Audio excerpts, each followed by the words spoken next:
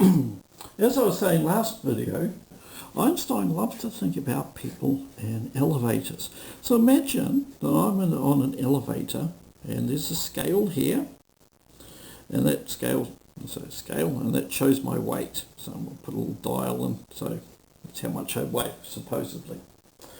And so we hook this elevator up.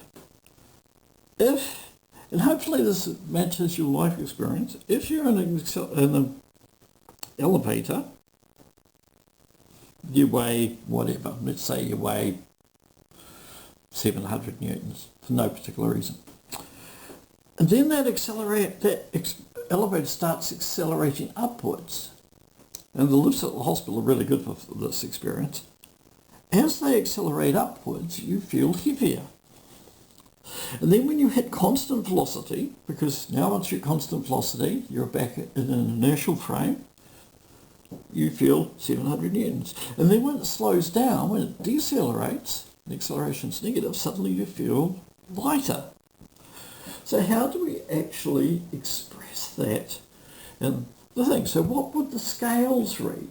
So the force of the system, so this is the force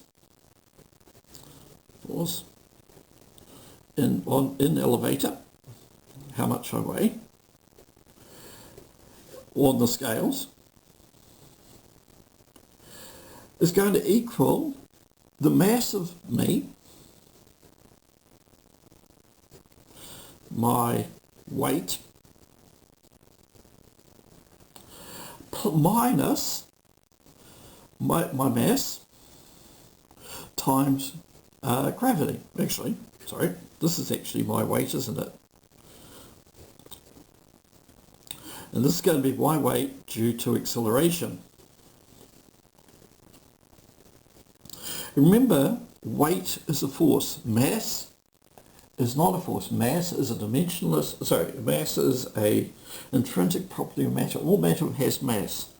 But weight depends upon your mass and whatever your acceleration is. So if I really wanted to, I could probably rewrite that as mass, my mass times my acceleration minus gravity. And remember, for this type of example, we're going to set that up as positive.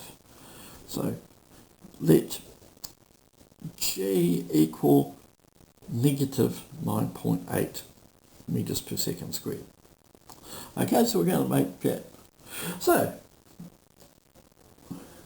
let's actually try this. Let's do this in an example. So let's do example 6.4. What is the weight of a 90 kg person in a lift at constant velocity, constant v? So let's try this. So force on the scale is going to equal mass times acceleration minus mass times gravity, which is equal to 90 kgs. But we've said that this lift is not accelerating, so 0 meters per second squared minus the mass of the person, thank goodness I don't weigh 90 kg, close but not, times, and this is the important thing, minus negative 9.8 meters per second squared. So you've got to include that negative sign for this to work. And often if you see lecturers and physicists and things screw up, it's often because we literally forgot the minus sign somewhere. So calculated time. So force is equal to, well, I'm not going to worry about that, 90 times 0 is 0. So we're going to go minus 90 times negative 9.8 equals 882 newtons. Okay, that's cool. So the scales would say I weigh 882 newtons. Isn't that cool? So let's just try a different bit of this. Let's take the same problem. exercise, well, let's go exercise 6.5. And now calculate the apparent, what is the weight, so the same person, what is their weight if the lift is accelerating upwards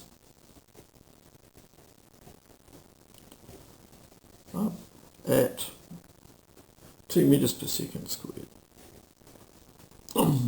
Well, in this case, so now we've got our person in our lift, same deal, but now there's A equals 2 meters per second squared. It's accelerating up. Remember, we've said that up is positive, so force on the scales is going to equal the mass, 90 kgs, times their acceleration, the acceleration upwards of the frame of reference of the elevator. So it's 2 meters per second squared minus 90 kg times minus 9.8 meters per second squared. So now we stick this through our calculator again. So we go 90 times 2 minus 90 times negative 9.8 equals 1062 newtons. Oh dear, I've got heavier. But what happens if, let's carry that, what happens if the lift is going down? So this is consistent. This, what we said, you have a certain weight. When the lift accelerates upwards, you feel heavier. So 1062 newtons is heavier than 882. That seems consistent with what we know about going up in elevators. What happens if, so the accelerator decelerates, lift accelerates. Remember, deceleration is a negative acceleration at minus 2 meters per second squared. So now, so this is 6.5b. Got the same thing, draw a picture. There's me in the lift. And now the acceleration, A equals 2 meters per second, downwards, or negative 2 meters per second. So force equals ma minus mg. Well, let's try this. So force equals 90 kgs times minus 2 because it's downwards, minus, okay, well, 90 kgs times negative 9.8 meters per second squared. Remember that negative sign is really important. So we go 90 times negative 2 minus 90 times negative 9.8 equals 702 newtons. And so that means as the elevator is decelerating, then yeah, basically you feel lighter.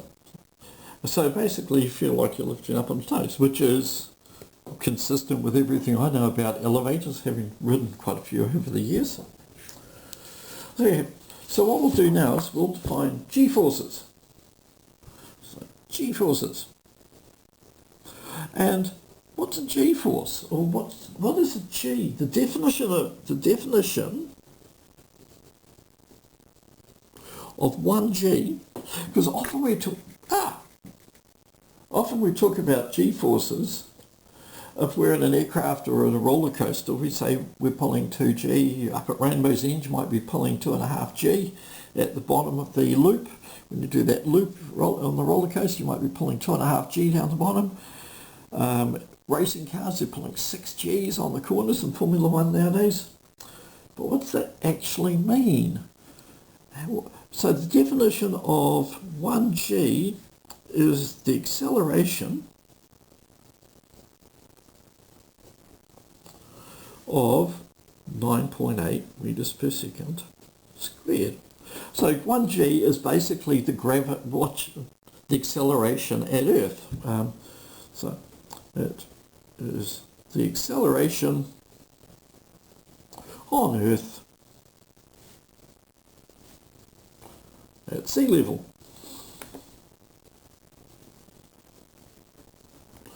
So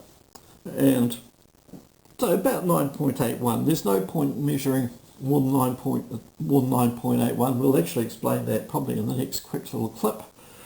But anyway, so the point is here.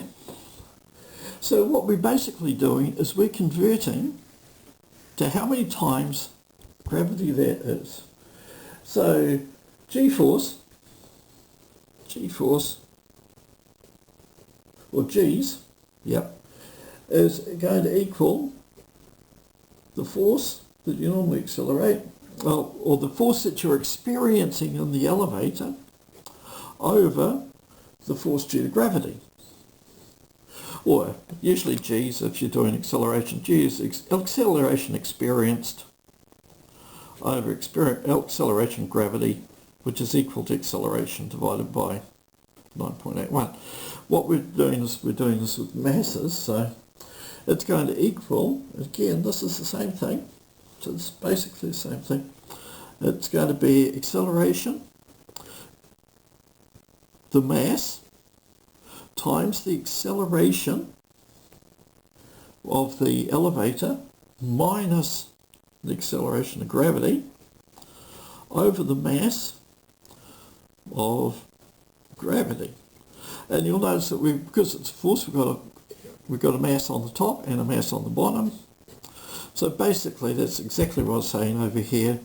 It's the acceleration that you experience on the elevator divided by the acceleration you would normally feel by gravity if you weren't accelerating. So let's actually do what we were doing before. So exercise 6.6, calculate G-forces for the elevator up full of the lift above. So remember, there were three cases that we had.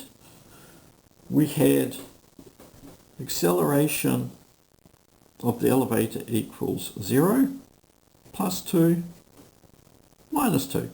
So that's, and then what we had, so that's going to be our A. Our G is going to be 9 minus, G is minus 9.81. So this is all going to be the same, minus 9.8, minus 9.8, minus 9.8. So what we can do here is we'll apply this, A minus G divided by G, negative G.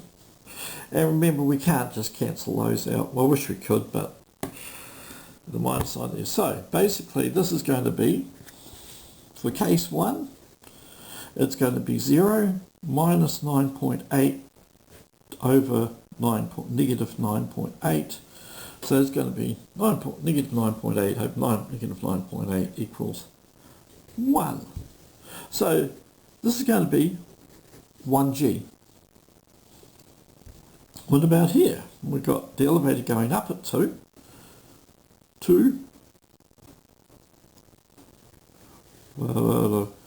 Actually minus, but it's actually minus. Okay, what about now? We've got the accelerator minus, what's gravity? Minus 9.8 over negative 9.8